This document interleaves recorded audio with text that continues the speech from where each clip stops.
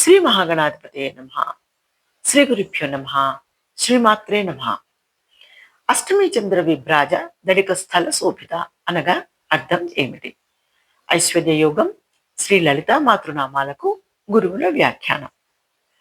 అమ్మవారి నుదుటి ప్రాంతం అష్టమి నాటి చంద్రునిలాగా చాలా అందంగా శోభిస్తుంది. పాడ్యమి నుండి చంద్రుడు పూర్ణిమ వరకు అభివృద్ధి చెందుతాడు.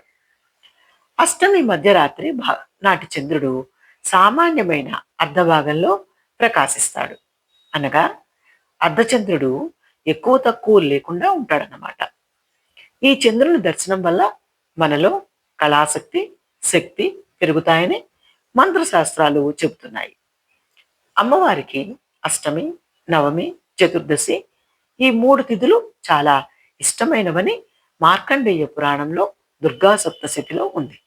అందుకే ఆనాటి చంద్రుని రేఖలో తన షోడశ కళలు ఉంటాయని తన నుదుటిని అర్ధచంద్రాకారంలో ఊహించి, అనగా అష్టమి చంద్రుని ఆకారంలో ఊహించి తన ముఖం చూసి తనను ధ్యానించిన వారికి సర్వకళల్లో విరాజిల్లే వ్యక్తిగా తీర్చిదిద్దుతానని అమ్మవారే స్వయంగా హయగ్రీవం వారితో చెప్పింది.